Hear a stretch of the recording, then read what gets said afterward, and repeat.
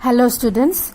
So today we are going to start a new chapter of Unit 4, chapter number 2, Cell Growth and Development. So the first topic is cell division. Cell division, it is a process by which growth, repair and reproduction in living organism occurs. So all those processes like growth and repair, if any damage occurs in any part of the cell will repair, and reproduction also, it occurs with the help of cell division. Cell division is also responsible for distributing the genetic material among the daughter cells. So the daughter cells are the cells that are formed from the parent cell after cell division. So it is also responsible for distributing the genetic material that it has to its offspring. Now there are two main types of cell division, that is mitosis and meiosis. So these are the two types of cell division. Mitosis and meiosis, these two we will study in detail one by one. Mitosis, it usually occurs in somatic cells, and meiosis, it will usually occur in sex cells. I hope you remember the somatic cells. Somatic cells are the cells apart from the reproductive cells or the sex cells. Apart from that, all those cells are called as somatic cells. So mitosis will occur on those cells, in somatic cells. So the first type of cell division, that is mitosis. Mitosis is the process of nuclear division which ensures that the daughter nuclei receives the same number of chromosomes as the parent nucleus. So in this division, the nucleus will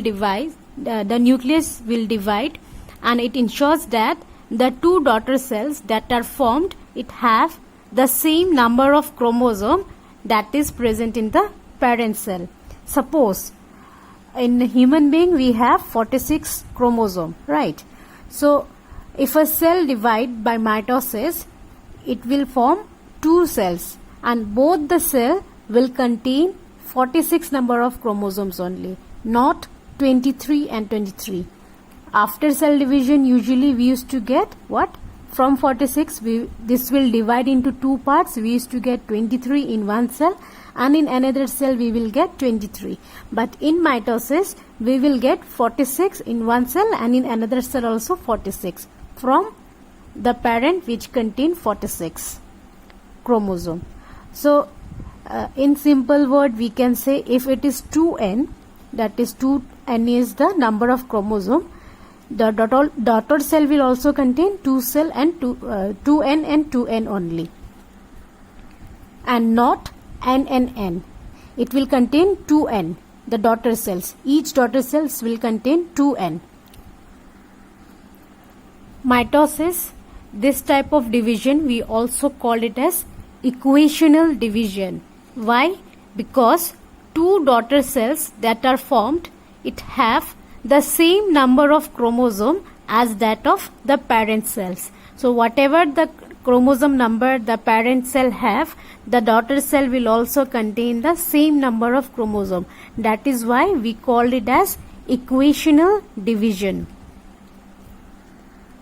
So the resultant will be, it produces two genetically identical cells. It will produce two genetically identical cells, and it usually occurs in somatic cells. That is, all those cells apart from the sex cells are called somatic cells. So this usually occurs in somatic cells. So where all we can see mitosis? Mainly in growth. Mitosis used to occur for growth.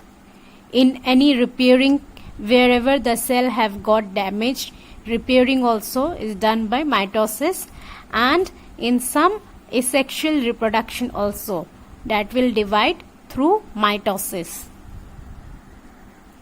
So this division mainly include two steps. First one is karyokinesis. So in karyokinesis, the nuclear division occurs, the nucleus divides, and in that we will study about each phase, that is prophase, metaphase, anaphase, telophase.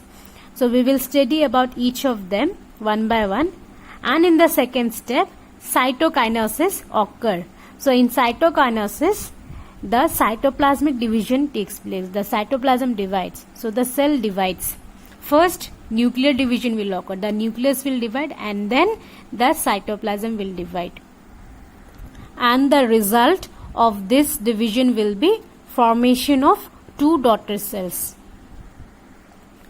Before all this phase, one more phase is there, that is interphase. So interphase will occur before all this division.